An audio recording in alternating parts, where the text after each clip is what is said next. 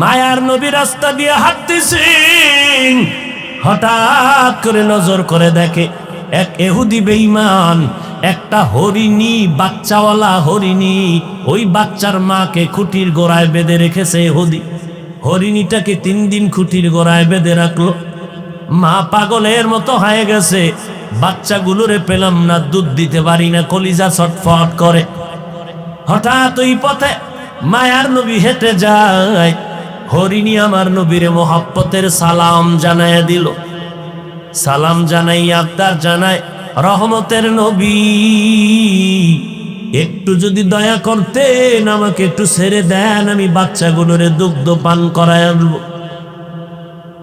নবী চিন্তায় পড়ে গেলেন, আমি যদি খুঁটির গোড়ার থেকে রশিটা ছেড়ে দেই তো মালিকের অনুমতি নেই, হবে না।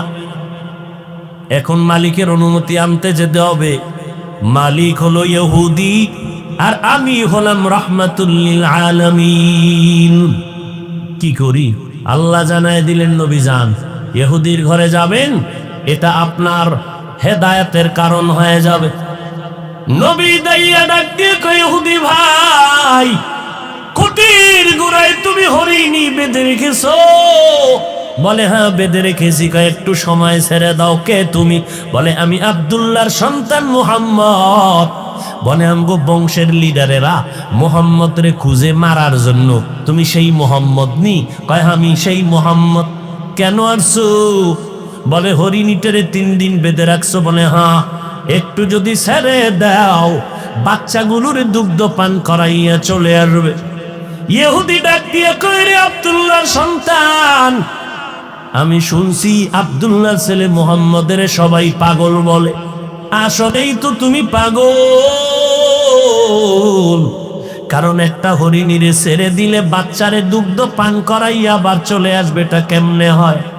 মায়ার নবী চোখের পানি ছেড়ে বলে, ইহুদি ভাই, তোমার অন্তরে যদি সন্দেহ হয় চলো, আমি মুহাম্মদের জিম্মাদারি দাও, আমার হাতে রশিটা দিবা, আমি রশি হাতের মধ্যে নিয়া হরিণীটাকে ছেড়ে দিব। তুমি ছুরি দিয়া যেই হরিণীর কল্লা কাটবা, ওই ছুরি নিয়ে তুমি দাঁড়াইয়া থাকবা। সময়ের মধ্যে যদি হরিণ এসে হাজির না হয়, যেই ছুরি হরিণের গলায় লাগাইতি, সেই ছুরি আমি মুহাম্মদের গলায় লাগায় দিবি। হরিণী কয়, তোমারে মারার জন্য কত কৌশল আর অপকৌশল, তুমি যেহেতু নিজেই একটা কৌশল বের করে দিলা, হাতছাড়া করা যায় না, চলো। ইহুদি তরবারি নিয়ে দৌড়ায়, খুঁটির গোনায় গিয়া রশিটা ছেড়ে মুহাম্মদের হাতে দিস। মায়ার নবী ডেকে বলে, রে হরিণী, জলদি করে যাবি, তাকায় দেখ, ইহুদি তরবারি নিয়ে দাঁড়াইছে।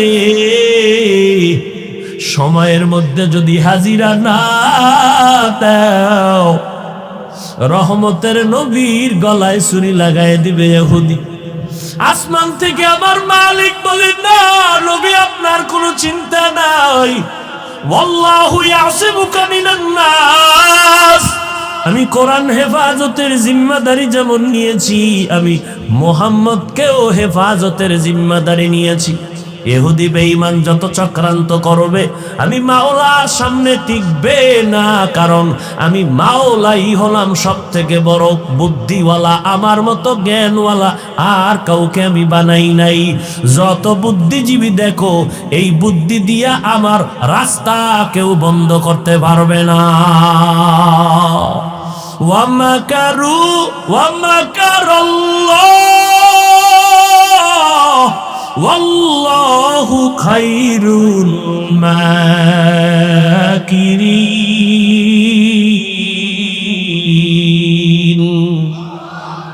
কাদের কুদরত দারি বরকামাল, আনতা রব্বি আনতা হাসবি যুল জালাল, তুহি কাদের জলিলুল্লাহ জাহাদার, বহর হালে তুহি মেরা নেগাহদার। মায়ার নবী হরিণীটারে ডেকে বলল, টাইমের মধ্যে আসবি। ইহুদি হাসে, পাগল না, এই হরিণীরে কি কয়, তাড়াতাড়ি টাইমের মধ্যে আসবা। হরিণী বুঝেনি, হরিণী রশি ছেড়ে দাও মাত্র একটা দৌড়। জঙ্গলের ভেতরে গিয়ে ডাক দিছে, কই সন্তানেরা তাড়াতাড়ি আয়, দেরি করা যাবে না। রহমতের নবী দাঁড়াই আছেন, পার্শ্বে ইহুদি তরবারি নিয়ে দাঁড়ানো। সময় যদি দেরি হয়ে যায় মদিনার নবীর গলায় ছুরি লাগাবে বেঈমান দাঁড়ানো আছে। বাচ্চাগুলো মায়ের কণ্ঠ পাইয়া হাজির হয়ে গেছে। মা তুমি এতদিন আসো নাই, কে বেঁধে রেখেছে হুদি, আজকে কেমন করে আসছো? বলে রহমাতুল্লিল আলামিন ওই পথ দিয়ে যাওয়ার পরে আমি বলার পরে দয়া করেছে। বাচ্চাগুলো চিল্লায় কয়, মা এত দয়া যেই নবী তোমাকে করেছেন, 3 দিন না আরো প্রয়োজনে না খাইয়া থাকবো, দুধে মুখ লাগাবো না, মায়ার নবীকে একটা নজর না দেখিয়া। আমরাও দেখতে চাই। মা বলে চলো। এবার মা দৌড়ায়, বাচ্চাগুলো দৌড়ায়, নবীও দাঁড়ানো, ইহুদি তরবারি নিয়ে দাঁড়ানো। হঠাৎ করে দেখে টাইমের আগে হরিণী তার বাচ্চা নিয়ে হাজির হয়ে গেল নবীর সামনে। ঈশা মা এবং বাচ্চাগুলো মাথা নত করলো, মাটিতে কপাল ঠেকাইলো। এরপরে বাচ্চার মা মাথা নাড়ায় নাড়ায় যেন নবীর ইশারায় কি বলল। ইহুদি তাকায় দেখতেছে, ডাক দিয়ে কয়, আব্দুল্লাহর সন্তান। ওই বাচ্চাগুলো কি যেন বলতে চাইলো, কি বলতে চায়। এবার নবী কয়, ইহুদি ভাই, এই বাচ্চা সহ মা প্রথম আমারে সালাম দিয়েছে। আর মা বলেছে ওই বাচ্চাগুলো দুগ্ধ পান করে নাই। আমি রহমাতুল্লিল আলামিনের খবর পাইয়া বাচ্চারা পাগল হয়ে গেছে, আমাকে না দেখে মায়ের দুধে মুখ লাগাবে না। এই জন্য বাচ্চাগুলো আমাকে দেখার জন্য হাজির হয়ে গেল, পেটের ক্ষুধা নিবারণের জন্য দুধ পান করে নাই। আর আমার মায়ার নবী এমন মায়ার নবী, যেই নবীর চেহারা মোবারকের দিকে একটা নজর দিলে 7 দিনের ক্ষুধা পর্যন্ত থাকে না। ইহুদি চোখের পানি ছেড়ে চিল্লায় কয়, মুহাম্মদ, তরবারিটা ফালাইয়া নবীর কদম ধরে কয়, মুহাম্মদ, জঙ্গলের হরিণী যদি তোমাকে চিনতে পারে আর আমি মানুষ হইয়া যদি চিনতে না পারি, আমার মতো নিমক হারাম কেউ নাই, আমারে মাফ করে দাও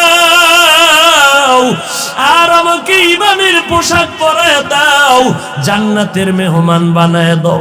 আমার মায়ার নবীর কোনো বয়ান করা লাগে নাই।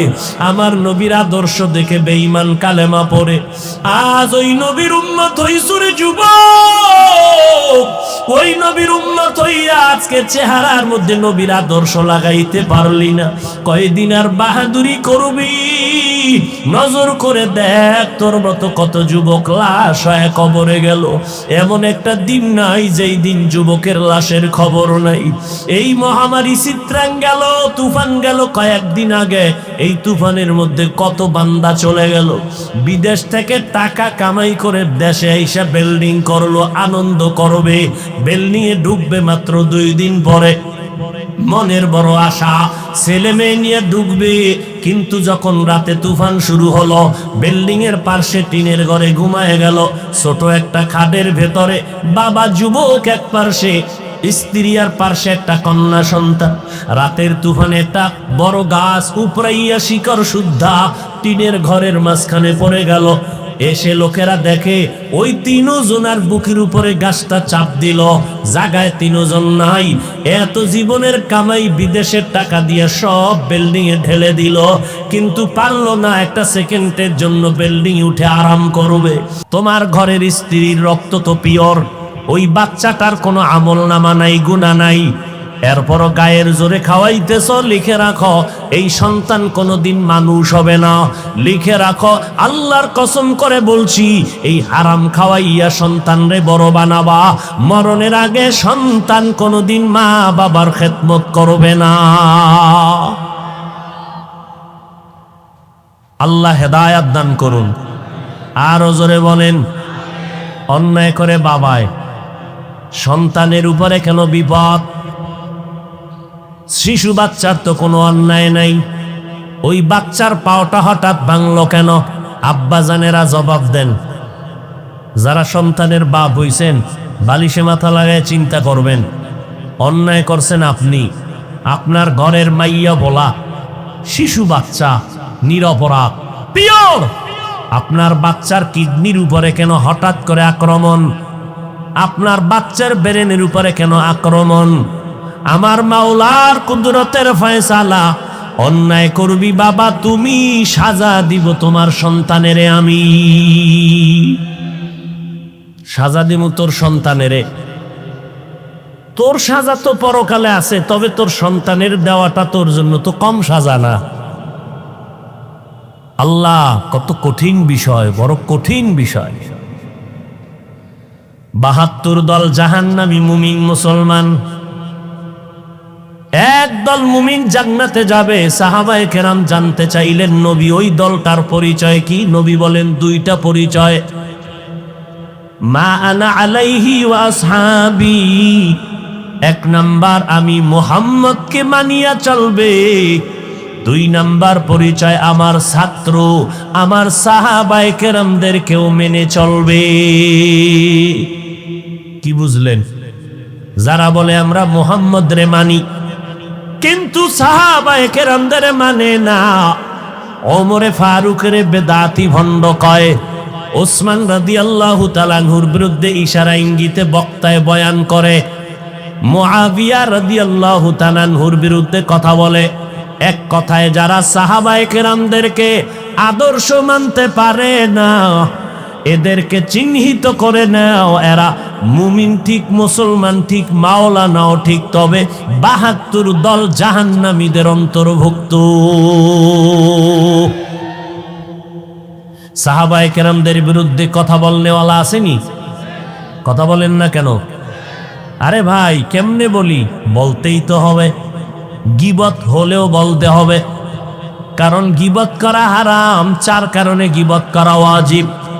ইসলামের ব্যানার লাগাইয়া যদি কোনো মাওলানা মুমিনের ঈমান চুরি করে, আমল চুরি করে, আহলে হক আলেমদের দায়িত্ব তার নাম, গোষ্ঠী, শুদ্ধা, ঠিকানা সহ উম্মতের জানাইয়া উম্মতের সতর্ক করো, ওই ভণ্ডের কাছে যেন না যায়।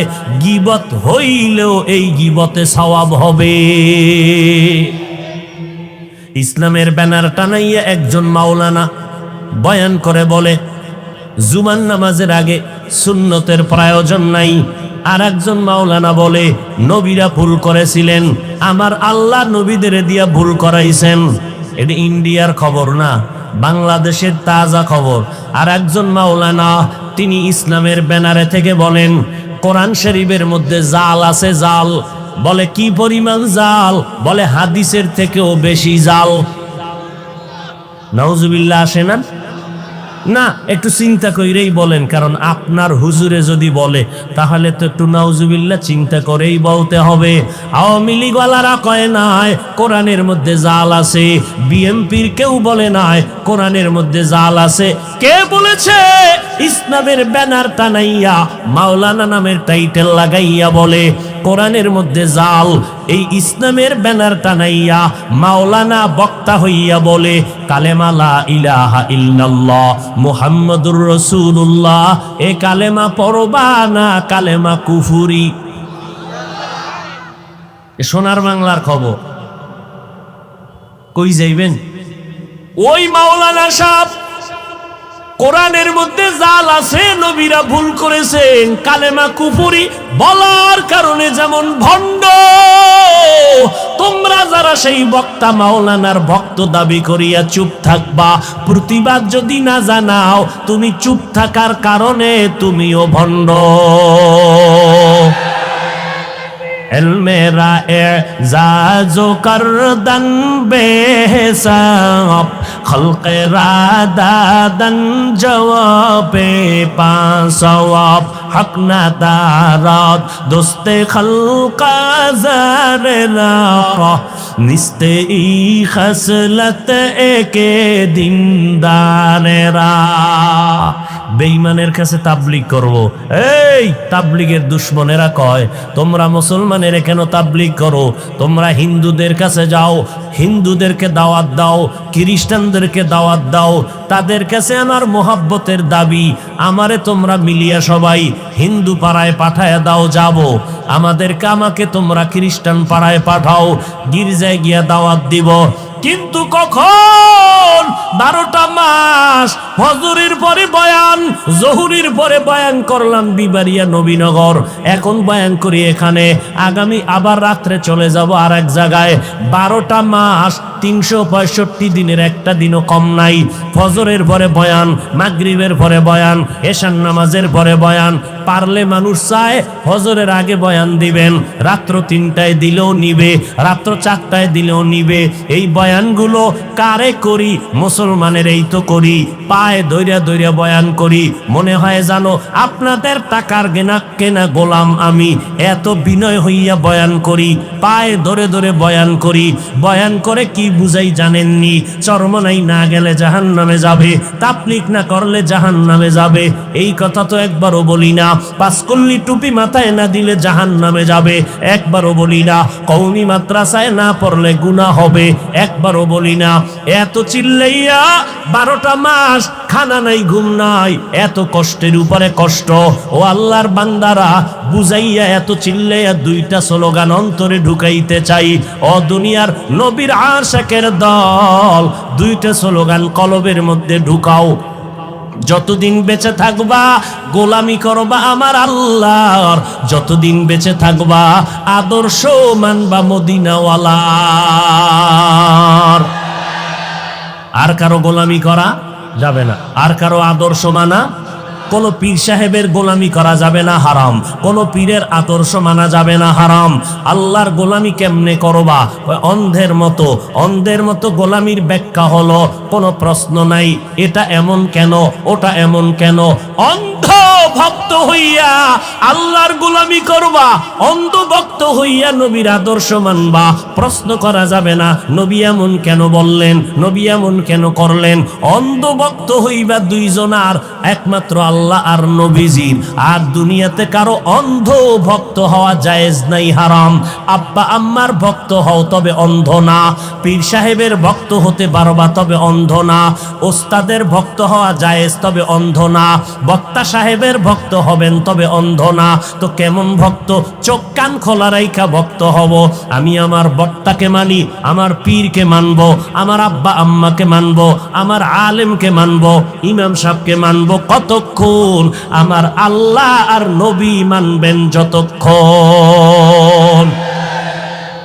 قال النبي صلى الله عليه وآله وسلم আলা ইন্না শাররাশ শাররি শিরারুল উলামা ওয়া ইন্না খায়রাল খায়রি খিয়ারুল উলামা। এ দুনিয়ার উম্মতের দল, দুনিয়াতে উলামা থাকবে 2 দল, এক দল ভণ্ড আর এক দল হক। উলামা এক দল ভণ্ড, এদের মতো খারাপ আলেম মানুষ জমিনে আর কেউ হবে না। আবার এক দল উলামা থাকবে চূড়ান্ত ভালো, এদের মতো ভালো মানুষ জমিনে আর থাকবে না। প্রশ্ন বড় জটিল। হাফিজ ভাই, মদিনার নবী উলামায়ে কেরামদেরকে মাথার মুকুট বললেন, কলিজা মেনে নিল, দিলটা শান্ত হলো। কিন্তু উলামাদের একদলকে নবী খারাপ বললেন কেন? তার 1 সেকেন্ড 5 সেকেন্ডে জবাব নিয়ে নাও। এই জমিনে লক্ষ লক্ষ গাঞ্জা করেরা, মদ করেরা, জুয়া খেলনেওয়ালারা ইসলামের যেই পরিমাণ ক্ষতি করতে না পারবে, একজন টুপিওয়ালা ভণ্ডের দ্বারা ইসলামের ক্ষতি আরো 1000 গুণ বেশি হয়ে যাবে। আল্লাহ হেদায়াত দান করুন। আল্লাহ মুমিনকে কেন বললেন সাহায্য কামনা করো? বেঈমানকে কেন বলেন না বেঈমানেরা জান্নাত পাবে না, জান্নাত পাবে শুধু মুমিন। আবার মুমিনের মধ্যে 72 দল জাহান্নামী, 1 দল জান্নাতি। ওই 1 দলের পরিচয় শুধু মুহাম্মদরে মানলে হবে না, সাহাবায়ে কেরামদেরকেও মানতে হবে। যারা হজ করছেন, এরকম কোন আশেক থাকলে একটু বেয়াদবি মাফ করবেন, হাত দেখাইতে লজ্জা হবে। দেখান তো কারা হজ করে আইছেন, মক্কা মদিনায় গেছেন, আল্লাহ কবুল করেন। এত কম মানুষ, হাত নামান। আজকে থেকে নিয়ত করবেন, হজ ফরজ হয়ে রয়েছে খবর নাই, আসলে কপালে থাকতে হবে তো। বিষয়টা হলো এইটা, হজের টাকা আছে অনেকের, তো কপালে নাই, যাবে কেমনি? টাকা আছে, কয় যাও না কেন? কয় আপ্পা আম্মারে না নিয়ে কেমনে যাই? শয়তানে লাগাইছে এক পেস। এবার মা বাপ মরে গেছে, এবার চলো, কেন মাইয়া বলা ছোড়ো, কেমনে যাই? আর এক পেস। সন্তান বড় হয়ে গেছে, এখন চল, কয় না না, বিয়া না দিয়ে কেমনে যাই? এই রকম প্যাচে প্যাচে আল্লাহর বান্দা হজের বাইতুল্লাহর কিনারায় যেতে পারে না। এরে নবীর উম্মতের দল, আমার আল্লাহ বলেন, দুনিয়ার মানুষ তোমরা সাহায্য কামনা করো কেন? আমি আল্লাহ তোমাদের এত দুর্বল করে বানাইছি, এত দুর্বল করে আমি কোনো প্রাণী জমিনে বানাই নাই। ওয়াকুলিকাল ইনসানু যায়ীফা, মানুষ বড় দুর্বল। কেমন দুর্বল? খানার বেলায় দুর্বল, ঘুমের বেলায় দুর্বল, কথা বলতে দুর্বল, হাঁটার বেলায় দুর্বল। ঢাকা চিড়িয়াখানায় লেখা আছে একটা বাঘের দৈনিক খাদ্য 17 কেজি গোশত। আসেনি চান্দিনা কোনো খাদক 3 বেলায় 17 কেজি মারবে? নাই। হুজুর না থাকলে কি হইব? চান্দিনা থানার ডায়েরি ফিল আপ হয়ে গেছে, মামলা আর হামলা। খাই খাই জিন্দেগির জন্য পারে না আধা ভোয়া, কিন্তু 1.5 কেজি লয়ে টানাটানি। ডাক্তার রেড সিগন্যাল দিছে, মিষ্টি খাবি না, খাইলেই গজব আসবে। রোগ আছে না নাই? আল্লাহর বান্দারে কে ফিরায়? শুনছে মিলাদুন নবীর জেলাফি দেয়, সবে বরাতের জেলাফি, দৌড়াইয়া মসজিদে হাজির। হ্যাঁ গিয়া জেলাফি খাইতে গেছে, এক পর্দা লইছে, নিয়া বগলের তলে নিয়া আর এক হাত বাড়ায় দিছে, আর এক পটলা নিবে। এক বেচারা পিছনে তাকায় দেখে, আমি একটাই পাই না, এ 2টা লয়ে টানে কেন? বগলের তলের লয়ে দিছে দৌড়, ধরছে পিছন দিয়ে তারে, দইরা হোমানে কিলাকিলি, জেলাপি পায়ের তলে ভর্তা। এমন কিলাকিলি লাগছে, না জেলাপি ভাইল না আরামে দুটো কথা বলতে পারলো, এমন কিলাকিলি। মসজিদ থেকে বাইরেইয়া আসমানের ডাকায় কয়, আসমানের দিকে নজর করো, কে আল্লাহ তুমি আসনি? কয় আসি। এই মসজিদ আর আইনো না খোদা, জেলাপি পাইলাম না কেন? ওয়ালাকাদ কাররামনা বানি আদম ওয়া হামালনাহুম ফিল বাররি ওয়াল বাহরি ওয়া রাযাকনাহুম মিনাত তাইয়্যিবাত ওয়া ফাদ্দালনাহুম আলা কাসীরিম মিম্মান খালাকনা তাফদীলা। বনি আদম বড় দামি, বড় শ্রেষ্ঠ। আল্লাহ তাআলা বলেন, জমিনে চলার মতো রাস্তা খুলে দিলাম আমি আল্লাহ। সাপ চলে, ওর একটা আলাদা রাস্তা আছে, আছে না নাই? কুকুর হাঁটার রাস্তা আছে, বাঘ চলার রাস্তা আছে, মাছগুলো চলে, ওদের রাস্তা আছে। মানুষ চলার রাস্তা হলো শ্রেষ্ঠ রাস্তা। এমন রাস্তা বাঘের জন্য নাই, এমন রাস্তাটা কোনো প্রাণীর জন্য নাই। আল্লাহ বলেন, আমি তৈরি করে দিলাম জমিনে চলার জন্য উত্তম পথ। শুধু তাই না, পানির মধ্যে চলার মতো ব্যবস্থা করে দিলাম। পানির মধ্যে চলে মানুষ, লোহা পানির মধ্যে ফেললে ডুবে যায়। মানুষের মেধা খাটাইয়া ওই লোহা দিয়া আবার সুন্দর বড় বড় স্টিমার বানাইয়া ভাসমান হইয়া এক প্রান্ত থেকে ভিন্ন প্রান্তে যায় ব্যবসার জন্য। আল্লাহ কয়, বান্দা তুই নিজে বানায় বাহাদুরি করিস না, তোকে বানানোর মতো মেধা দিয়েছি আমি আল্লাহ। এরপরে আল্লাহ বলেন, আমি আল্লাহ মানুষের জন্য জমিনে উত্তম খানার আয়োজন করেছি। আমি পিপিলিকার খানাও দেই, কুকুরের খানাও দেই, জঙ্গলের প্রাণীর খানাও দেই, নদীর মধ্যে হাজার হাজার মাছের খানাও আমি আল্লাহ দেই। উড়ন্ত পাখির খানাও কে দেন? জবান খুলেন, কে দেন? গর্তাওয়াকুল মিকুনি হার সবহ শাম میرا ساند رزق تو ازلا مقام جزبہ حق چی زیم خواهد انسو جا فضل او عامست در جملہ جہاں। জঙ্গলের প্রাণীর রিজিক আল্লাহ দেন, নদীর মধ্যে হাজারো মাছের খানা কে দেন? জঙ্গলের প্রাণীরা কি সকাল 8টায় বাজারে আসে খাইতে? ওদের জায়গা মতো খানা আল্লাহ পৌঁছাইয়া দেন। কিতাবের মধ্যে আছে, একটা কাক যখন বাচ্চা দেয়, কাক কাক চিনেন তো? কি কামনে এলাকায়? হ্যাঁ, কাউয়া। কাক কালো, কোকিল কালো, কালো মাথার কেশ, এর চেয়ে বেশি কালো মনের হিংসালেশ। নিম তিতা, নিন্দা তিতা, আরো তিতা খাওয়ার, এর চেয়ে বেশি তিতা 203-এর ঘর।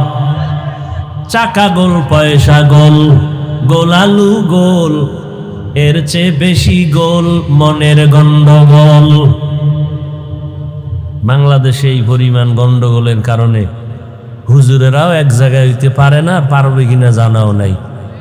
তবে রেডি থাকেন, মাইর কপালে আরো আছে, রেডি থাকেন। বহু ভিডা আছে কপালে, কি পরিমাণ ভিড আছে কপালে আছে, কোনো সীমানা নেই। আর যদি ইমান টিমান বাদ দিয়ে চলেন, মানে দাবি করবেন মুসলমান, দাড়ি রাখবেন না, দাবি করবেন মুসলমান, সুদ খাইবেন, দাবি করবেন মুসলমান, পর্দা করবেন না, আপনার কোনো টেনশন নেই। আপনি দুনিয়ায় বাদশা, কিয়ামতে বিনা হিসাবে যান না। কি?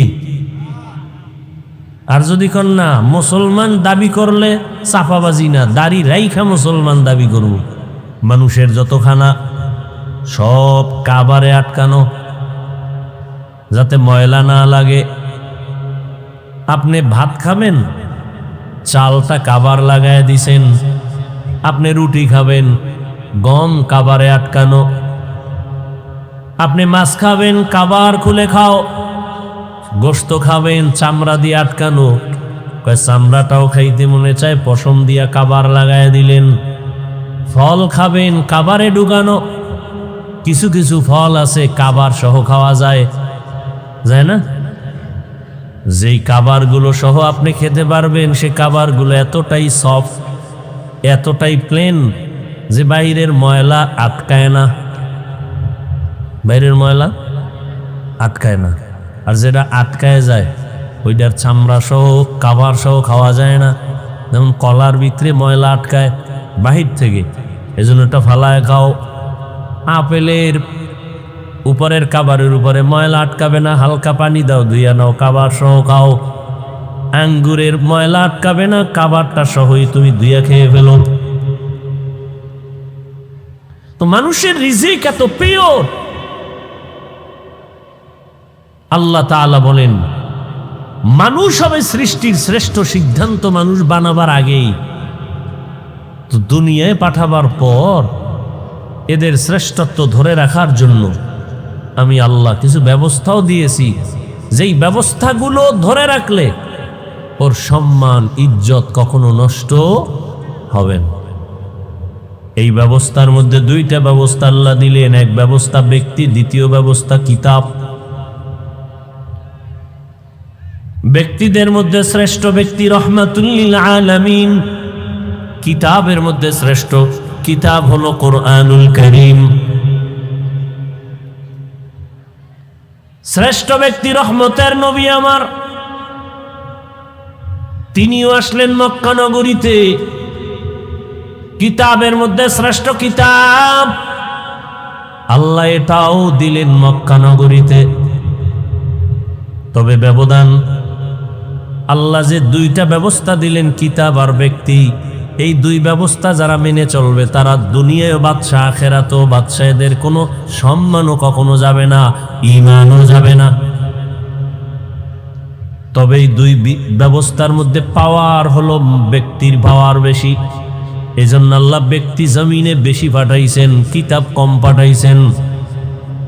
নবীগণ, সিদ্দিকগণ, শহীদগণ, সালেহগণ, লক্ষ লক্ষ নবী রসুল, লক্ষ লক্ষ সাহাবায়ে কেরাম। কিতাব হলো 104। আবার ব্যক্তি আগে পাঠাইছেন, কিতাব অনেক পরে পাঠাইছেন। আবার ব্যক্তি পাঠাইয়া কিতাবটা হাতে দেন নাই, বরং কিতাবটা বুঝার মতো যোগ্যতা আল্লাহ আগে ঢুকাইছেন, বুঝানোর মতো যোগ্য বানাইছেন, তারপরে কিতাব দিছেন।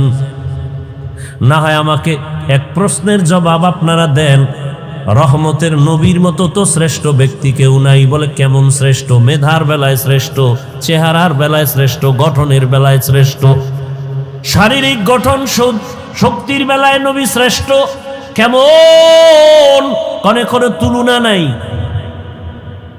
সেই নবীর আমাদের তো এখন এমন যুগ আসছে, 1-1.5-2 বছরের বাচ্চা অনেক চালাক। রহমতের নবী তো তুলনাহীন ব্যক্তি, সেই রসুলকে 40 বছর পরে কেন কোরআন দিলেন? দুনিয়ার মানুষকে জানায় দিলেন, হে মানুষ, রহমতের নবী গোটা দুনিয়ার মানুষের আদর্শ মডেল। এমন আদর্শ রহমতের নবী তৈরি করলেন, কিয়ামত পর্যন্ত ওই প্রেসক্রিপশন দিয়া গোটা দুনিয়াটা চলবে, নতুন কোনো আদর্শের প্রয়োজন হবে না। তবে যারা চালাকি করে মুহাম্মদের প্রেসক্রিপশন বাদ দিয়া নতুন কোনো ডাক্তারের প্রেসক্রিপশন নিবে, এদের মরার আগে ধ্বংস চলে আসবে, আসতেছে, চোখের সামনে দেখতেছি। একমাত্র কারণ লোকটার বাড়ি আছে, গাড়ি আছে, টাকা আছে, তারপরও কেন জুতার বাড়ি খায়? একমাত্র কারণ মদিনা ওয়ালার আদর্শ নাই। তুকু যাও সুন্নতে আহমদ কুজা বা মুহাম্মদ কৈবুদ নিসবতরা মান আহাব্বা সুন্নতি কৌলে রসুল মজদায়ে কানা মাই হাম কুন কবুল। আর একটা লোকের বাড়ি নাই, গাড়ি নাই, টাকা নাই, কিন্তু লোকটাকে সবাই সম্মানের চেয়ার আগায় দেয় কেন? কয় টাকার মালিক? বলে কোনো টাকা নাই। কয়তলা বিল্ডিং? কয় বাড়ি নাই। ঘরের ভেতরে গ্রাম্য ভাষায় বলে উন্দুর ভরে আর মরে। কাজ করলে চুলায় আগুন জ্বলে না, করলে চুলায় আগুন জ্বলে না। এমন বান্দাটারে কেন সবাই মাথায় নিয়ে সম্মান করে চেয়ার আগায় দেয়? কয়ের কাছে টাকা নাই, পয়সা নাই, বাড়ি নাই, গাড়ি নাই, কিন্তু এর কাছে আছে মদিনা ওয়ালা নবীর আদর্শ। এজন্য নবী 1000 বছর আগে চ্যালেঞ্জ দিয়া গেলেন, ক্বালা রাসূলুল্লাহি সাল্লাল্লাহু আলাইহি ওয়া আলিহি ওয়াসাল্লাম তারাকতু ফীকুম আমরাইন লান তাদিল্লু মা তামাসসাকতুম বিহিমা কিতাবাল্লাহি ওয়া সুন্নাত রাসূলি। নবী বলেন, 2 জিনিস রেখে গেলাম, আঁকড়াইয়া যারা ধরবে এদের ঈমানও যাবে না, এদের সম্মানও যাবে না। এক হলো আল্লাহর কিতাব কোরআন, আর একটা হলো রহমতের নবীর জীবনের আদর্শ সুন্নত। নবীর আদর্শ কি? সুন্নত। এই 2 জিনিস এখনো যাদের কাছে আছে তাদের সম্মানও আছে, ঈমানও আছে। এই 2 জিনিস যার কাছে যতটুকু নাই তার কাছে ততটুকু সম্মান নাই, ঈমানও নাই। ভাইরা আমার, রহমতের নবী মক্কা নগরীতে আসছেন, 2 ব্যবস্থা আল্লাহ দিয়া দিলেন নবী পাঠাইয়া। এরপরে আল্লাহ 40 বছরের পরে কোরআন অবতীর্ণ করা শুরু করলেন। কেমন জায়গা মক্কা? নবী যখন আসছেন তখন মক্কার জায়গা বড় দামি, কিন্তু মানুষগুলো সব থেকে বড় চরিত্রহীন, লম্পট, বড় খারাপ। জায়গা বড় দামি, পৃথিবীর মধ্যখানের জায়গা, যেখানে আল্লাহর ঘর বাইতুল্লাহ। ইন্না আউয়ালা বাইতিন উযিআ লিন-নাসি লাল্লাযী বিবাক্কাতা মুবারাকান ওয়া হুদা মুবারাকান ওয়া হুদাল লিল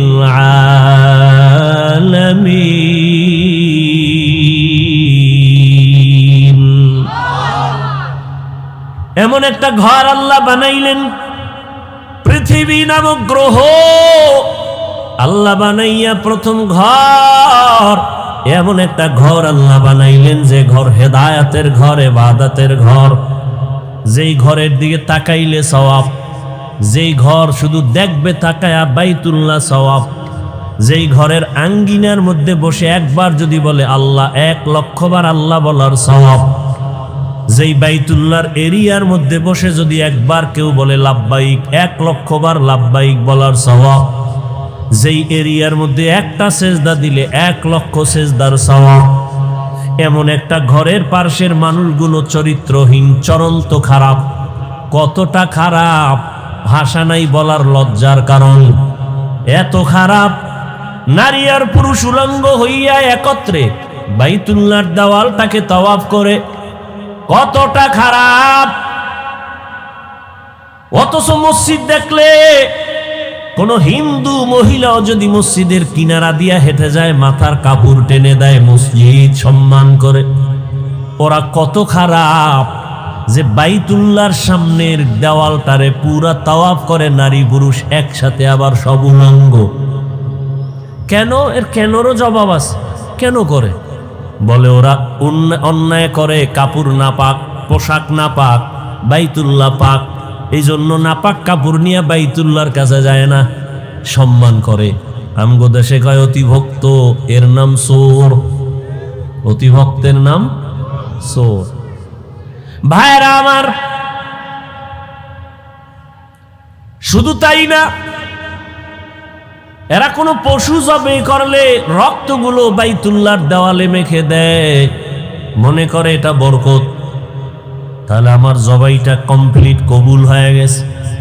আল্লাহ আয়াত নাজিল করে বলেন, নবী জানায়া দেন, লা ইয়ানালাল্লাহা লুহুমুহা ওয়ালা দিমাউহা ওয়ালাকিন ইয়ানালুহুত তাকওয়া মিনকুম। এই পাপিষ্টরা, তোদের রক্ত আর গোশত আমার কাছে দাম নাই, আমার দাম হলো তোর অন্তরের তাকওয়া, ভয়। কোরবানিটা দাও গোশত বেশি খাওয়ার জন্য নাকি আল্লাহকে খুশি করার জন্য? এটা আমি দেখার, এটাই তোর কোরবানির মূল।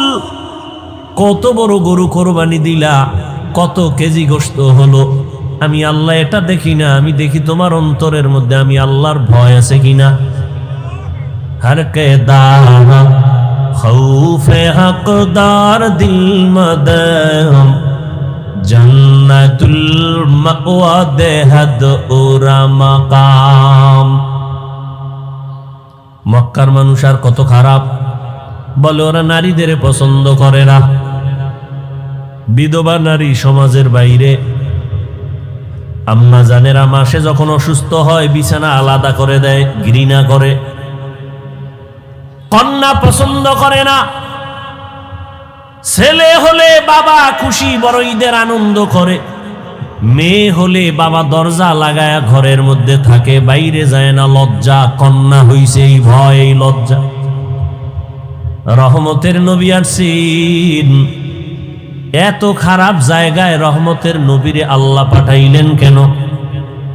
যেই জায়গার মানুষ এত খারাপ, ওই জায়গার মধ্যে এত দামি রহমতের নবীকে কেন পাঠাইলেন? বলে যত বড় রোগী তত বড় ডাক্তার, ঠিক নি?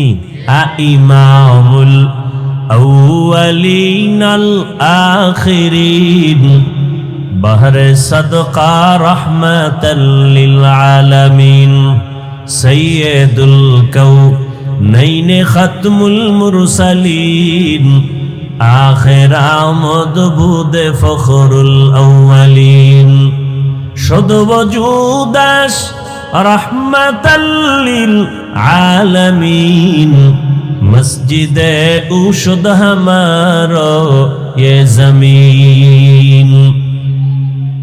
রোগী যত বড় ডাক্তারও তত বড়।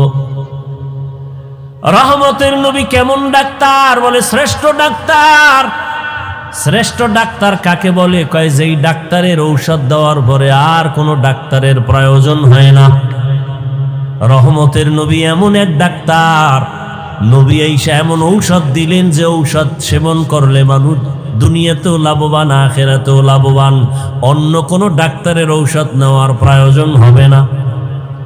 কিন্তু এই জমিনের মধ্যে রহমতের নবীর ঔষধ বাদ দিয়া যারা আব্রাহাম লিঙ্কনের ঔষধ গণতন্ত্রে কলিজায় ঢুকাইছে, ওরা জায়গায় জায়গায় জুতার বাড়ি খাইতেছে। আসতে বলেন কেন? আব্রাহাম লিঙ্কনের আদর্শ গণতন্ত্র রহমতের নবীরটা বাদ দিয়া নিচে কপাল পুড়ে গেছে। লেনিনের আদর্শ নিচে, নবীরটা বাদ দিয়া কপাল পুড়ে গেছে। কালমার্সের আদর্শ নিয়ে নবীরটা বাদ দিছে, কপাল পুড়ে গেছে। জমিনের মধ্যে নবীর আদর্শ বাদ দিয়া ভিন্ন কোন আদর্শ যারা গ্রহণ করেছে এরা মরার আগেই মরে গেছে, এদের ইজ্জত সম্মান সব নষ্ট হয়ে গেছে। আল্লাহর জাতের কসম, এ জমিনে একমাত্র রহমতের নবীর আদর্শ ছাড়া আর সুন্দর ভালো আদর্শ কারো মধ্যে নাই। রহমতের নবীর আদর্শ কত সুন্দর, কাউকে গালি দেওয়া যাবে না। কেউ যদি তোমাকে গালি দেয় জবাব দিও না, ধৈর্য ধারণ করো। নিজের হাতে বিচার নিও না, আসমানে ছেড়ে দাও। আসমান থেকে বিচার হবে, কঠিন বিচার, যা ফিরেইতেও পারবে না। ধৈর্য ধরে তুমি চুপ থাকো। স্বয়ং রহমতের নবীকে সামনে দাঁড়ায়া বেঈমান গালি দেয়, নবী কোনো জবাব দেন না। আবু বকরের মাথা গরম, জবাব দিবেন ভাব, নবী ইশারা করলেন জবাব দিয়েন না। আর এক বেঈমান ঈশা গালি দেয়, ওমর পাশে, মেজাজ গরম। ওমর বলে এখন ধরে ফেলবো, নবী ইশারা দিলেন কিচ্ছু বলিয়েন না। নবী বলেন বান্দা যখন চুপ হইয়া থাকে, আল্লাহর উপরে ভরসা করে বিচার দেয়, তখন ফেরেশতা আল্লাহ পাঠাইয়া ওই বেঈমানের বিচার করেন। বড় কঠিন, আল্লাহর বিচার বড় কঠিন।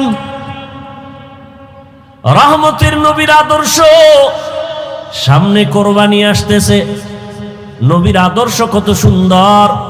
বলে শুধু মানুষ হইয়া কষ্ট দিবে এতটুকুই না, বলে কোরবানি যারা দিবা একটা পশুর সামনে আর একটা পশু জবাই করবা না, অন্য পশু কষ্ট পাবে।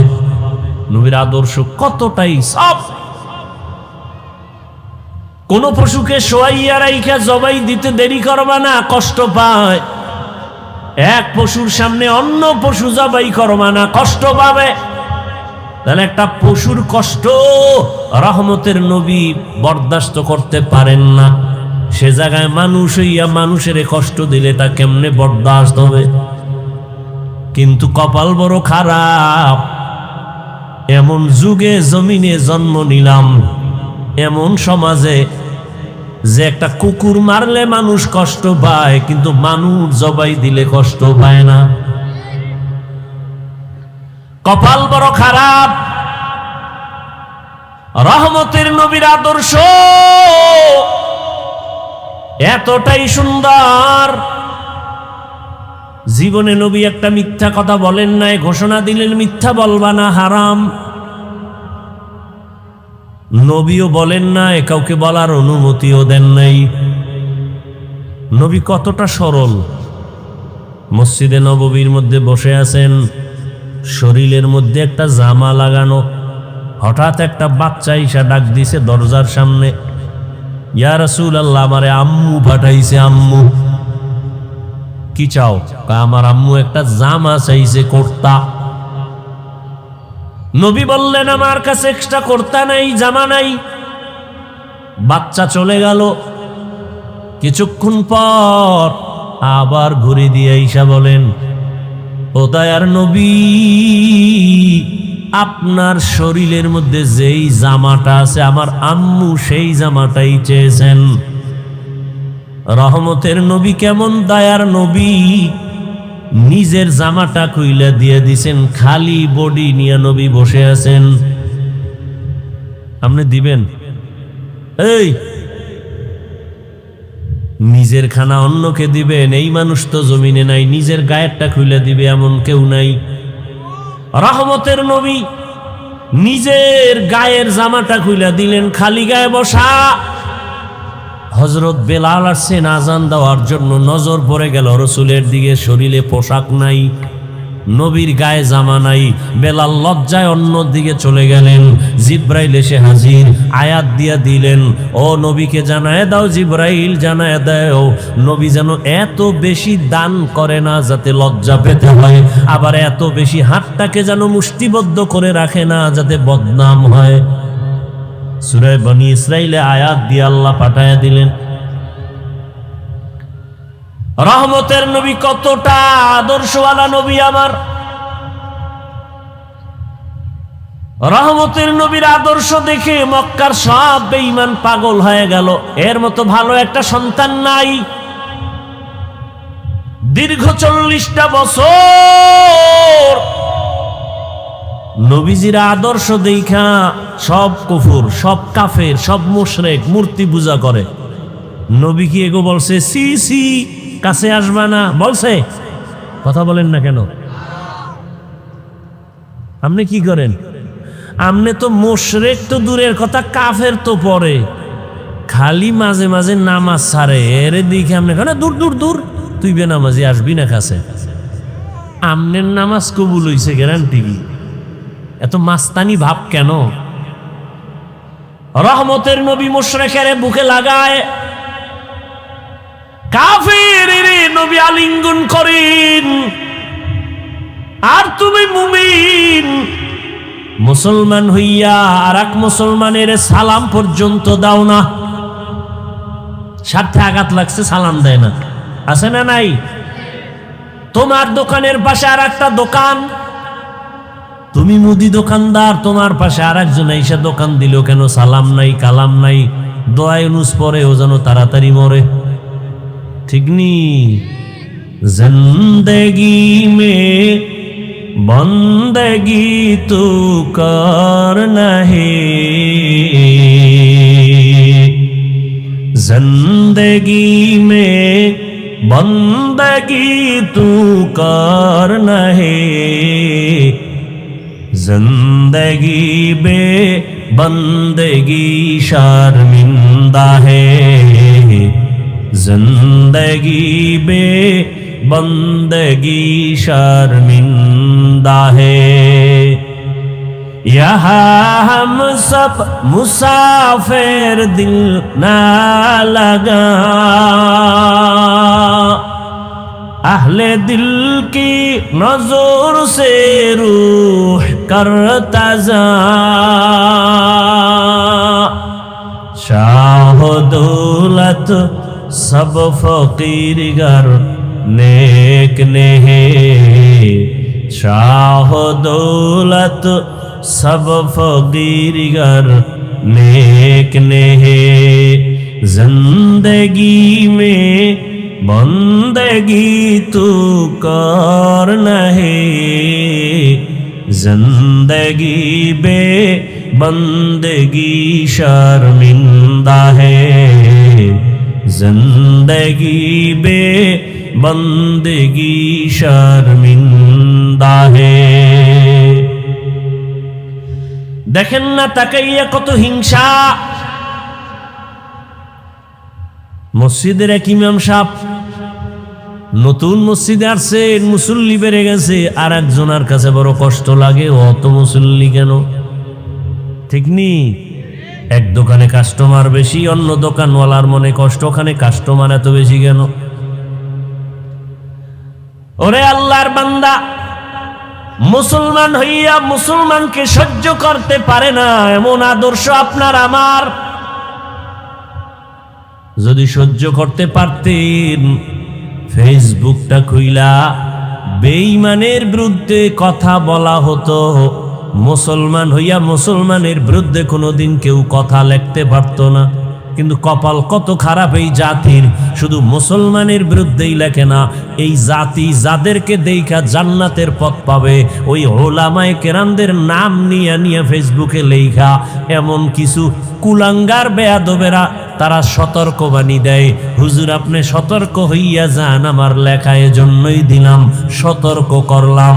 ওরে তোর মতো বেয়াদবের অধিকার নাই, একজন আলেমের ভুল ধরবি, আলেমের লোকমা দেওয়ার জন্য আলেম আছে, আলেম সারা আলেমের লোকমা দেওয়া এটা লোকমা নয়, বড় গাদ্দারি আর বেয়াদবি। এলমেরা এজাজু করদন বেহিসাব, এলমেরা এজাজু করদন বেহিসাব, খলকেরা দাদন জবাবে বাসওয়াব, হক না দারদ দোস্তে খলকা জারেরা, মিস্তে ই খসলত একে দিনদারেরা। রহমতের নবী মুশরিকের বুকে লাগায় দীর্ঘ 40 বছর। নবী কোনোদিন কাউকে বলে নাই নামাজ পড়ো, জিকির করো, তেলাওয়াত করো, কোনো দাওয়াত নাই, শুধু হাসি মুখে ব্যবহার। 40 বছর পরে যখন আল্লাহ কোরআন দিয়েছেন, নবী এবার দাওয়াতের কাজ শুরু করলেন। নবীজির আদর্শ দেখে মক্কার মানুষ কেমন যেন পরিবর্তন শুরু। এত খারাপ, এত খারাপ, এত খারাপ সেই মানুষ এত ভালো, এত ভালো, কিয়ামত পর্যন্ত তাদের স্মরণাক্ষরে নাম লেখা। খারাপ মানুষ এত দামি হয়ে গেল। আল্লাহ পাক জিব্রাইলের দিয়া লিস্টি পাঠায় দিয়া কয়, নবীরে জানাও এই লিস্টিতে যাদের নাম আছে ওই সমস্ত নবীর ছাত্র সাহাবা, এরা বিনা হিসাবে জান্নাতি। এত বড় খারাপ মানুষগুলো জান্নাতের টিকিট পাইলেন। নবী এদেরকে এত ভালো বানায় ফেললেন কি বেতের বাড়ি দিয়া, গালি দিয়া। নবীর ব্যবহার কত সুন্দর, নবীর আদর্শ কত সুন্দর। সেই আদর্শ লালন করলেন সাহাবায়ে কেরাম। তাদের আদর্শ কতই না সুন্দর। রহম দিলওয়ালা নবী আমার, সারা দুনিয়ার মধ্যে অদ্বিতীয় আমার নবী। সেই নবীর যৌবনের বয়স 25 বছর, কিন্তু ওই সময় নবীর তো পৃথিবীর এক শ্রেষ্ঠ রমণী দরকার, সুন্দরী রূপসী এক মেয়ে দরকার, কুমারী। কিন্তু আল্লাহ পাক মক্কার মানুষের সব চরিত্র ঠিক করার জন্য নবীরে পাঠাইয়া দেখাইলেন। নবী ওই বয়সে একজন মেয়েকে বিয়া করলেন, এক নারী, তাও 2 জন স্বামী বিদায়ের পরে। রহমতের নবী, 2 সন্তানের মা, জননী। ওদিকে আবার বয়সেরও কোনো মিল নাই। রহমতের নবীর বয়স 25, আম্মা জানের বয়স কত? এতটা দেখার পরও যে বেঈমান, যে পশু, যে কুলাঙ্গারের বাচ্চারা বলে মোহাম্মদ যৌবনের তাড়নায় পরে অনেক বিয়া করেছে, ওরে পিটাইয়া এরপরে ওকে কুকুরের নাস্তা বানাইলো, এর জাল শোধ হয় না। তুকু যাও সুন্নতে আহমদ কো যা, মা মুহাম্মদ কে বুয়দ নিসবত তোরা। 40 বছরের রমণী রহমতের নবীর বয়স 25। ও পর্দার আড়ালের শিক্ষিতা আম্মা জানেরা, আজ আপনার মতো কত মা ঢাকার শহরে স্লোগান দেয় ইসলাম নাকি নারীর অধিকার দেয় নাই, সম্মান দেয় নাই। আবার এদের সাথে কিছু নাস্তিক কুলাঙ্গার চরিত্রহীনেরাও তাল মিলায়। আল্লাহর জাতের কসম, হিন্দুদের ধর্মের কিতাব খুলো, নারীর উপরে জুলুম। ইহুদি ধর্মের কিতাব খুলো, নারীর উপরে জুলুম। খ্রিস্টান ধর্মের কিতাব খুলো, নারীর উপরে জুলুম। একমাত্র নারীর ইনসাফ আর এহসান করেছে, তার নাম হলো ইসলাম।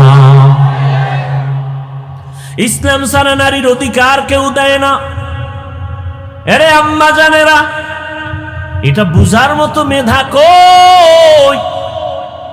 রহমতের নবী বুঝাই দিলেন, আমি এত বড় পাওয়ার ওয়ালা মুহাম্মদ, আমার শারীরিক শক্তি অতুলনীয়, জৈবিক শক্তি অতুলনীয়, মানবিক শক্তি অতুলনীয়। আবার 25 বছর বয়সে আমি 40 বছরের এক রমণীকে বিবাহ করেছি। তাও আবার 2 স্বামী বিদায় হলে 3য় স্বামী আমি, তাও আবার নিঃসন্তান না, 2 সন্তানের জননী। আবার তার গর্ভ থেকে আল্লাহ আমাকে 4টা কন্যা দান করেছেন। খাদিজাতুল কুবরার গর্ভ থেকে 4 কন্যা। নবী বলেন আমার একটা ছেলেও নাই, আমি 4 কন্যার বাবা। রহমতের নবী বলেন, ও দুনিয়ার বেঈমান মক্কার মুশরিক, তোরা কন্যা পছন্দ করো না। কন্যা হলে বাবা কষ্ট পায়, বউরে গালি দেয়। 1500 বছর পরেও এমন কিছু কুলাঙ্গার আমগো সমাজে এখনো আছে। ছেলে হলে খুশি হয়, মেয়ে হলে কষ্ট পায়। কথা বলেন না কেন? নাই, বউরে গালি দেয়। সব মাইয়া কেন? তুমি বউ দিছে, এই দোষ বউয়ের। যদি তুমি দোষ খুঁজতে চাও তো দোষ তো তোমার। এখানে তো বউয়ের দোষ না, দোষ তো তোমার। তোমার রেখে দেওয়া আমানত স্ত্রী বহন করে, তাকে পুরস্কার দাও। আল্লাহ কয় কারো দোষ না, সব কুদরত কার? লিল্লাহি মুলকুস সামাওয়াতি ওয়াল আরদ ইয়াহাবু লিমান ইয়াশাউ ইনাসাও ওয়া ইয়াহাবু লিমান ইয়াশাউ যুকুর আও ইউযাওবিজুহুম যুকরানা ওয়া ইনাসা وَيَجْعَلُ مَن يَشَاءُ عَقِيمًا إِنَّهُ عَلِيمٌ قدير।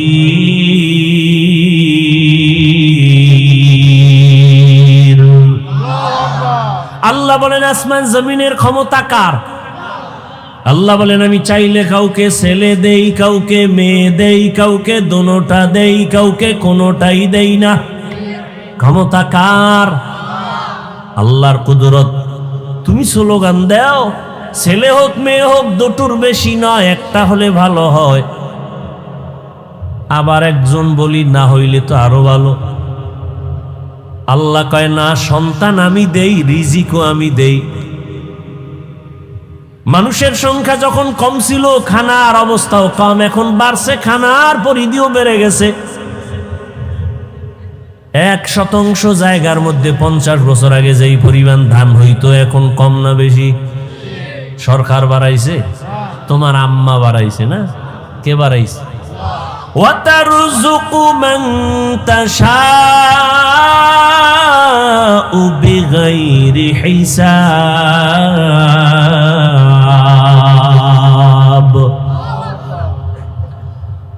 আগে 10টা পেয়ারা খাইলো টের পাওয়া যায় না, এখন এত বড় বড় পেয়ারা একজনে একটা খেতে পারি না।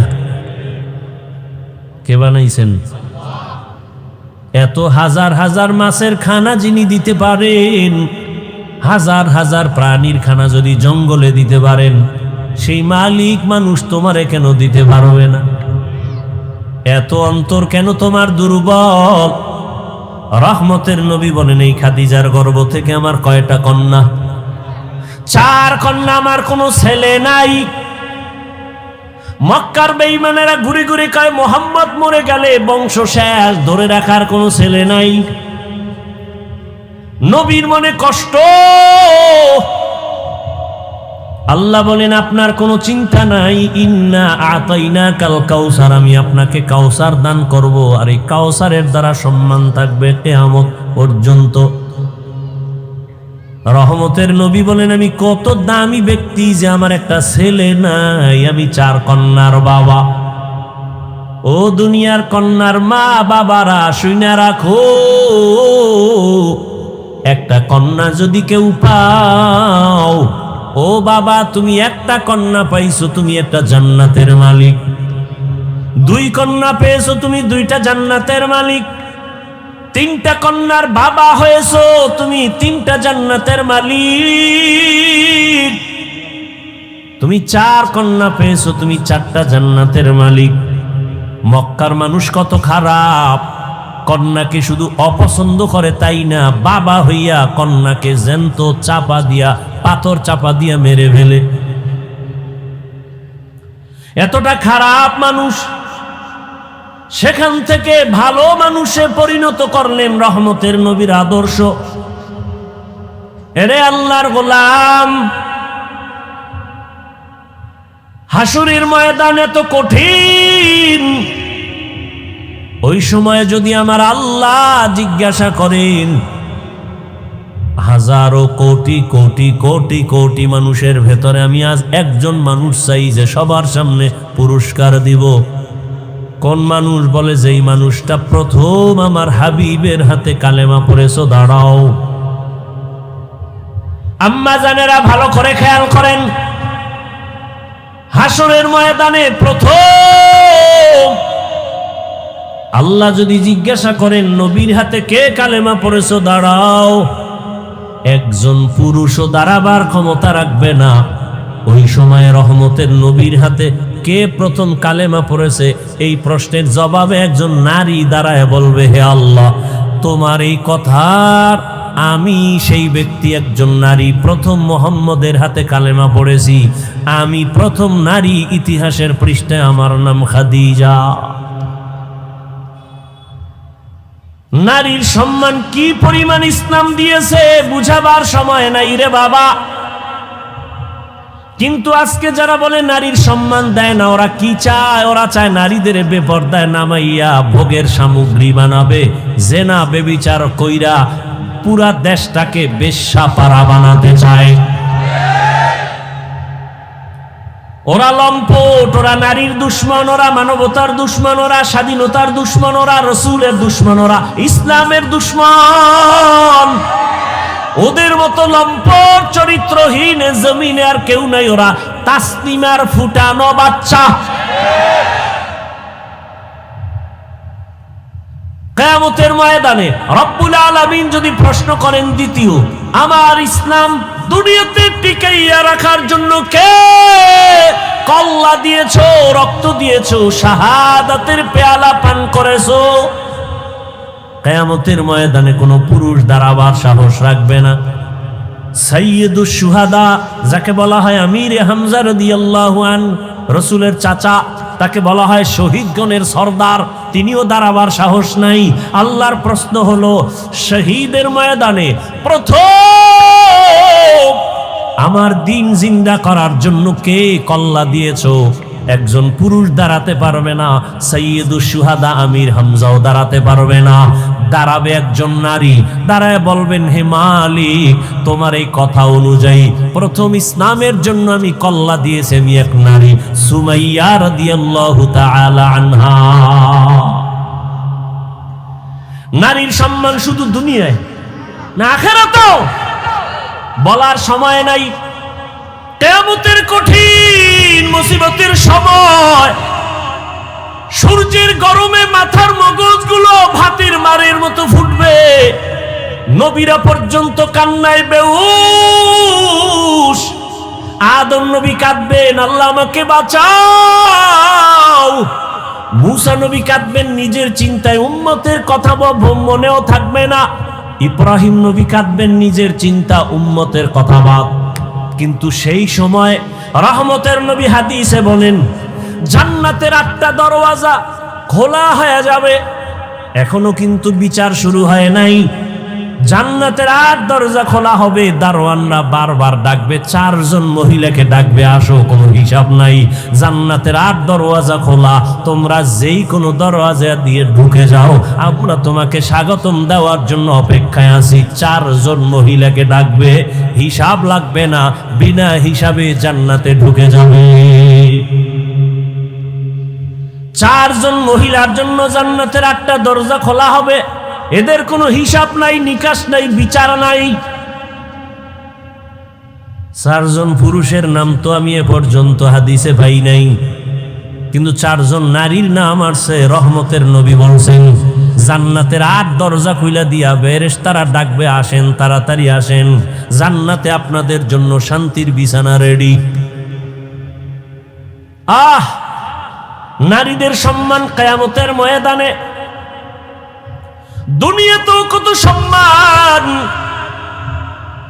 এরে আম্মা জান, এ জমিনে যত নবী রাসূল আসছেন সব আপনাদের অবদান। আপনারা তো তাদের মা, হাফেজে কোরআনের মা, আলেমের মা। এরে আম্মা জানেরা, আমরা পুরুষেরা জুমার জন্য মসজিদে যাওয়া লাগবে না ঘরে পড়লে হইব? ঈদের নামাজের জন্য ঈদগাহে যেতে হবে। কয় বৃষ্টি বুঝি না, দৌড়মার। আম্মা জানের কত সম্মান, কত ইজ্জত। আমার নবী বলেন, আম্মা জান, পুরুষেরা মসজিদে গিয়া জুমা আদায় করবে, ঈদগাহে গিয়া ঈদের নামাজ আদায় করিয়া যা পাবে, আম্মা জানেরা ঘরের মধ্যে থাইকা নির্জনে নিরিবিলি পরিবেশে একেবারে গোপনীয়তা রক্ষা করে যদি আম্মাজান ঘরে নামাজ পড়ে, পুরুষেরা কষ্ট করিয়া মসজিদে গিয়া যা পাবে, আল্লাহ মাদেরকে তা দান করবেন ঘরে রাখিয়া। সুবহানাল্লাহ। না কত সম্মান। আমরা পুরুষেরা যদি সহজে জান্নাতে যেতে চাই শাহাদাতের দরজা দিয়া, আম্মাজানদের শহীদের দরজা আরো কত আসান। আমাদের বেঈমানের মোকাবেলায় গিয়া যুদ্ধ করা লাগবে। নবী বলেন, মা গর্ভের মধ্যে বাচ্চা নিয়ে যখন কষ্ট করে, আম্মাজানেরা বাচ্চা নিয়ে যখন গর্ভে কষ্ট করে, খানার প্লেট নিয়েছে খাবে, বাচ্চা পেটে এমন আঘাত করেছে মা খেতে পারে নাই, চোখের পানি ছেড়ে কান্নার আওয়াজ। রহমতের নবী বলেন, এই মা যে খেতে পারলো না, এক একটা দিন রোজার বরকতের সওয়াব পেয়ে যাবে। আর জোরে বলেন, এমন ইমান দুর্বল হইছে। আম্মাজান রাতের বেলা বাচ্চার ব্যথায় ঘুমাইতে পারে না। রহমতের নবী বলেন, এক একটা রাত কদরের রাতের ইবাদতের সওয়াব আল্লাহ দান করবেন। আম্মাজান যেদিন বাচ্চা প্রসব হব, আমি দুনিয়াতে আসব, আম্মাজানের কান্নার এত পরিমাণ আওয়াজ, যে আম্মাজানের কণ্ঠের আওয়াজ বাহিরে যায় না, সে আম্মাজান বেকরার হয়ে গেছে। সাত আসমান মতোয় বোধহয় মাথায় চেপে বসছে মায়ের কান্নার আওয়াজ। রহমতের নবী বলেন, ওই অবস্থায় কত নারী মরে যায়। বাচ্চা প্রসব কালে যদি কোনো আম্মাজানের ইন্তেকাল হয়ে যায়, বিনা হিসাবে শহীদি মর্যাদা নিয়ে জান্নাতে যাবে। কত মর্যাদা নারীর! সব নিকৃষ্ট চরিত্রহীনেরা জানে ইসলাম শান্তি ছাড়া আর কিছু দেয় না। মানে না কেন? তাহলে ওরা মেয়েদের নিয়ে আর হোটেলে হোটেলে মাস্তানি করতে পারবে না। আল্লাহ হেদায়েত দান করুন। আম্মাজান কতটা সহজ আপনাদের জন্য আল্লাহ করে দিয়েছেন। কিয়ামতের ময়দানে যদি আল্লাহ জিজ্ঞাসা করেন, আমার দিন হেফাজতের জন্য কে হিজরত করছো, প্রথম দাঁড়াও। হাসরের ময়দানে একজন নারী পুরুষও দাঁড়াতে পারবে না, একজন নারী দাঁড়ায় বলবেন, হে আল্লাহ, দিন হেফাজতের জন্য প্রথম আমি হিজরত করেছি, জন্মভূমি ত্যাগ করেছি, আমি এক নারী। রহমতের নবীর মেয়ে রুকাইয়া রাদিয়াল্লাহু তাআলা আনহা, উসমান রাদিয়াল্লাহু আনহুর বিবি।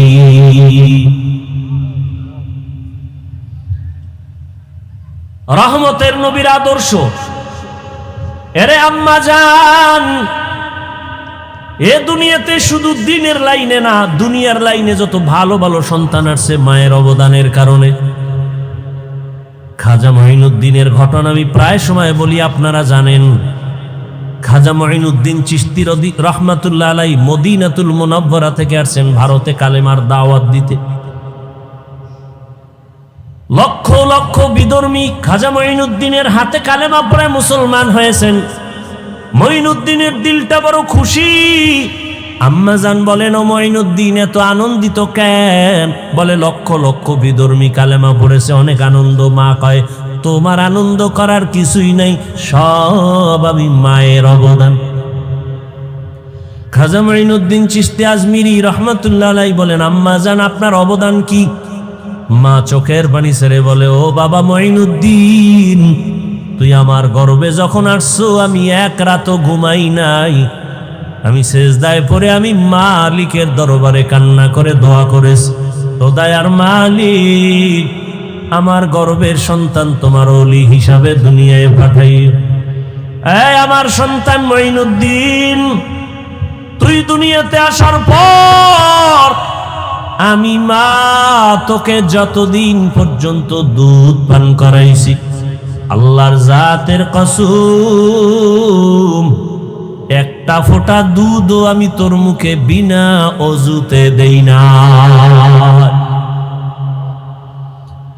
খাজা মঈনুদ্দিনের মা কান্না করে, বাবা এক ফোঁটা দুধও তোর মুখে বিনা অজুতে দেই নাই। একটু চিন্তা করতে পারেন, এই মায়ের সন্তান জগৎ বিখ্যাত হবে না তো কে হবে?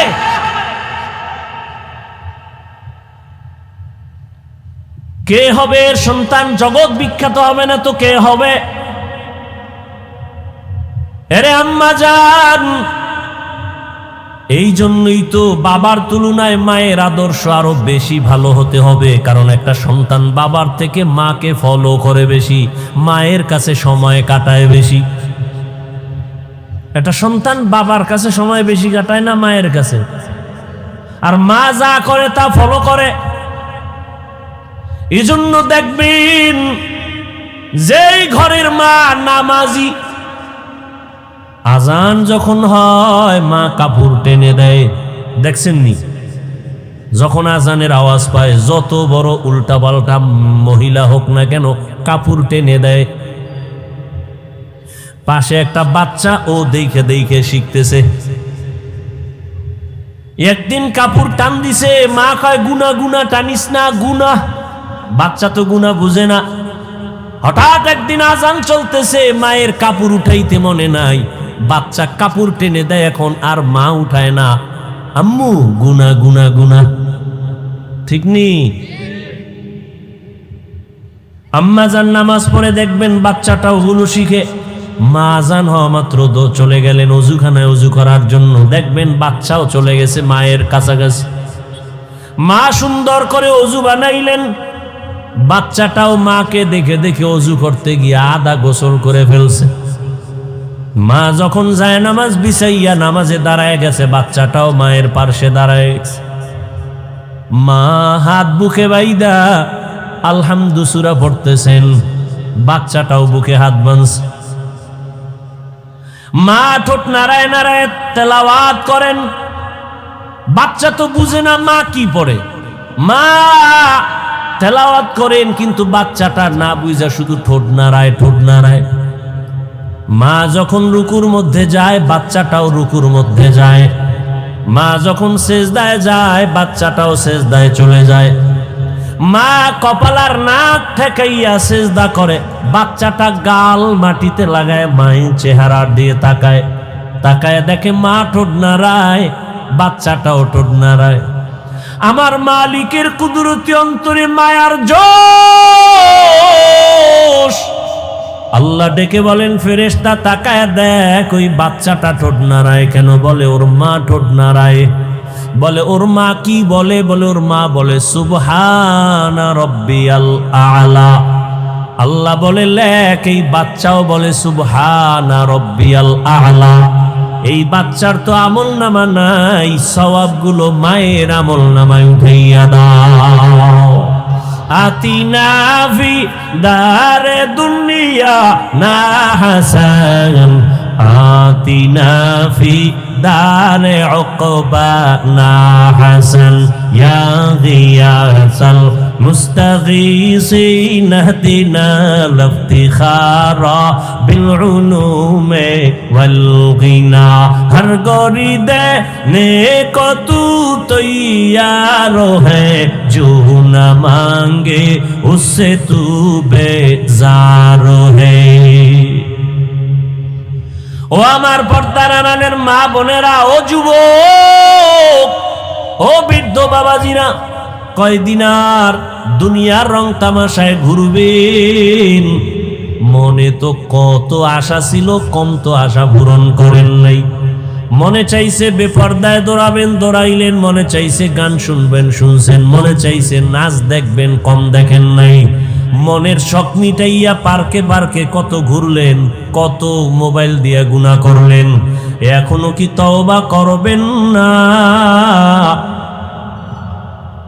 আমরাও যদি আপনার মতো বেপর্দায় আড্ডা দিতাম, নাচ গান দেখতাম, শুনতাম, পার্কে পার্কে ঘুরতাম, কেউ আমাদের বাধা দিত না, অথচ মাথার থেকে টুপিটাও খুলি না, দাড়ি কাটি না রে বাবা, 5 ওয়াক্ত নামাজ পড়ি, এরপর আবার আপনাদের পাও ধরিয়া ধরিয়া বুঝাই আপনারাও নামাজ আদায় করেন। এরে আল্লাহর বান্দা, কি লাভ? একবারও চিন্তা করলাম না, নিজের বাড়ি নিজের ঘর বাদ দিয়া, চিন্তা বাদ দিয়া আপনাদের পেছনে দৌড়াইয়া পাও ধরে ধরে এত বুঝাই কেন?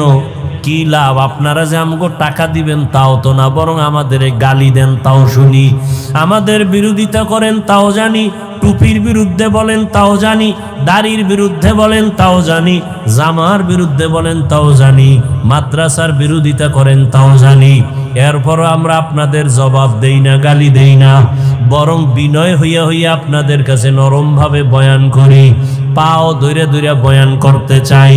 ও আল্লাহর বান্দারা, এক কারণটা কি? একমাত্র কারণ শুরুতেই কিন্তু বলছিলাম, দিনের সহি বুঝ বড় কঠিন সম্পদ। দিনের বুঝ যখন আসবে, মরিয়া গেল বান্দা আর নামাজ ছাড়বে না। চিন্তা ভাবনা করে দেখলাম, ওরে টাকার পেছনে, বাড়ির পেছনে বেপরদায় গুনাহ কইরার কয়দিন। ও আল্লাহর বান্দারা, দুনিয়াতে গুনাহ করিয়া করিয়া কেউ তো দুনিয়াতেই সম্মান পায় না, আখিরাতে তো কিছুই পাবে না। অথচ নবীর তরিকা মানার কারণে আলহামদুলিল্লাহ, যত মানুষ যতই গালি দেয় না কেন, সামনে আইসা সালাম না দিয়া কথা বলে না, ঠিক নেই? যত মানুষ আমাদের বিরোধিতা করক না কেন, কিন্তু সামনে আইসা সালাম দেয়, মোহাব্বত কইরা দোয়া চায়, হুজুর দোয়া করবেন, আমার মতো গুনাহগার কেউ নাই। এই সম্মান টাকা দিয়া পাওয়া যায় না। এই চিন্তা ভাবনা করে দেখলাম, আসলেই আমার মাওলার কথাই তো ঠিক, নবীর কথাই তো ঠিক। নবীর কথা মানার কারণেই তো আজকে এত সম্মানে আছি, নবীর আদর্শ মানার কারণেই তো এত সালাম পাইতেছি, নবীর আদর্শ মেনে চলার কারণেই তো এত সম্মান, এত মোহাব্বত, এত ভালোবাসা।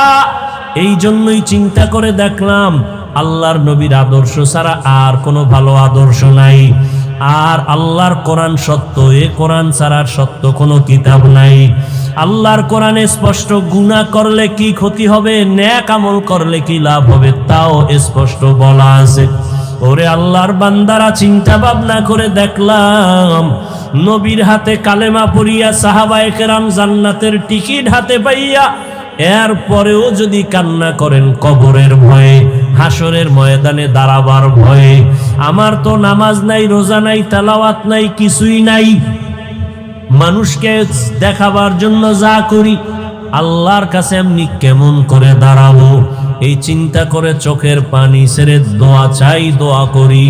ও আল্লাহর বান্দারা, আমরা নামাজ পড়িয়াও কাঁদি, দাড়ি রাখিয়াও কাঁদি, ভয় ভয়, আল্লাহর আযাব বড় কঠিন। আর আপনারা যারা নামাজ পড়েন না, দাড়ি রাখেন না, পর্দা করেন না, বেপর্দায় চলেন, মা বাবার সাথে বেয়াদবি করেন, আলেম ওলামার সাথে বেয়াদবি করেন, শিক্ষকের সাথে বেয়াদবি করেন, মানুষের উপরে জুলুম করেন, আপনাদের হালাতটা আরো কত ভয়ঙ্কর হবে। দুনিয়াতেই তো মাওলায় দেখায়া দেয়, ওরে টাকা পয়সা নিয়ে জুলুম করিয়া বাড়ি ছাইরা পালায়া গেল, ওরে টাকা পয়সা জুলুম করিয়া কেউ দুনিয়াতে সম্মানে থাকতে পারে নাই। কই নমরুদ, কই সাদ্দাত, কই হামান, কই কারুন, কই ফেরাউন, কই আবু জাহাল, কই আবু লাহাব, এক এক করে সব ধ্বংস হয়ে গেল।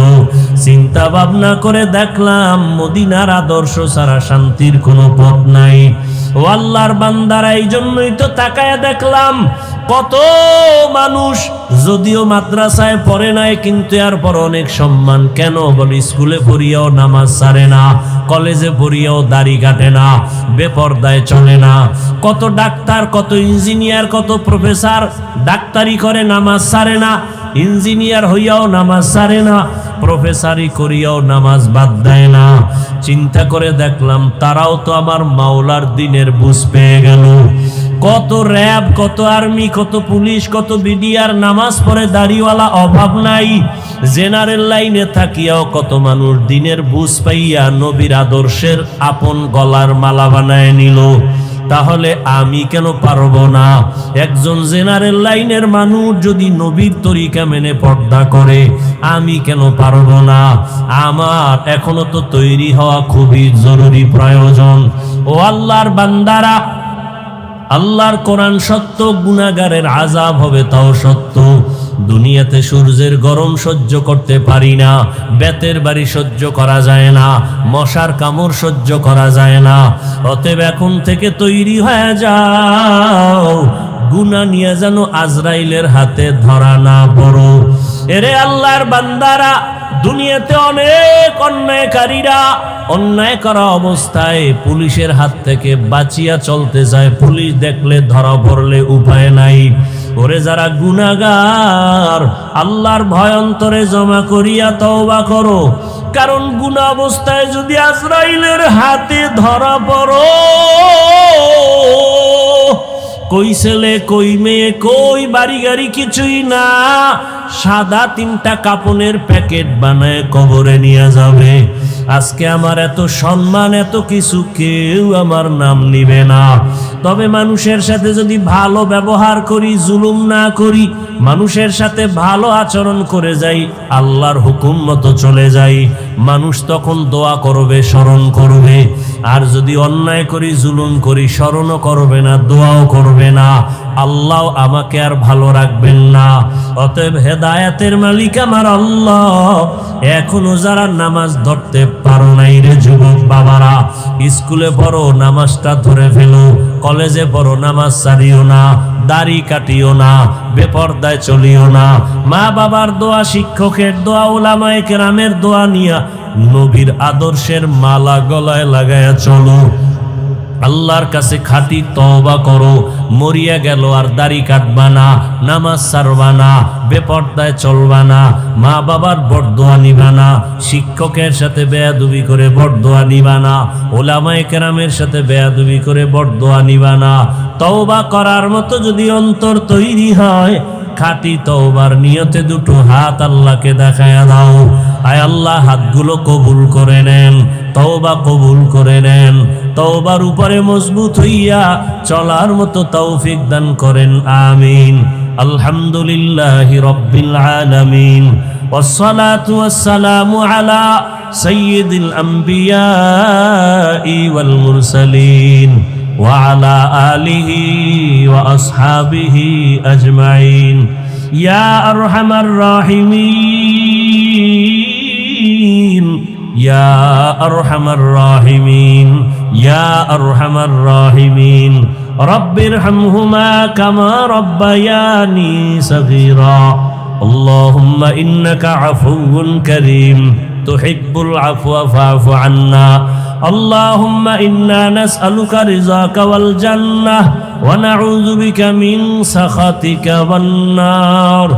আল্লাহুম্মা ইন্না নাউযু বিকা মিনাল বারাসি ওয়াল জুনুনি ওয়াল জুযামি ওয়া সাইয়্যিল আসকাম। ও দয়ার মালিক, গুনাহের বোঝা নিয়ে আপনার দরওয়াজায় হাজির। এই ময়দানে তাকায় দেখেন কত আপনার মোহাব্বতের বান্দারা হাত তুলেছেন। ওলামায়ে কেরাম, মুরব্বী, হাজী সাহেব, কত ব্যবসায়ী, চাকরিজীবী, কত যুবক ছাত্র, পর্দার আড়ালে কত মা বোনেরা। আয় আল্লাহ, শয়তানের ধোকায় পড়ে গুনাহ করে ফেলেছি, আজকে তওবা করলাম, আর গুনাহ করব না রে আল্লাহ। আর নামাজ ছাড়বো না, দাড়ি কাটবো না, বেপরদায় চলবো না। মা বাবার দোয়া নিয়া, শিক্ষকের দোয়া নিয়া, উলামায়ে কেরামের দোয়া পরামর্শ নিয়া নবীর আদর্শ মেনে চলবো।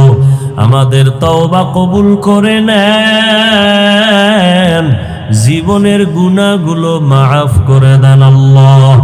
আয় আল্লাহ, মাহফিল কবুল করে নেন, আয়োজনকারী সহযোগিতাকারীদের কবুল করে নেন, মাদ্রাসা কবুল করে নেন, এলাকাবাসীকে কবুল করে নেন, ব্যবসায়ী চাকরিজীবীদের কবুল করে নেন, অভাবীদের অভাব দূর করে দেন, ঋণ আদায়ের ব্যবস্থা করে দেন। আয় আল্লাহ।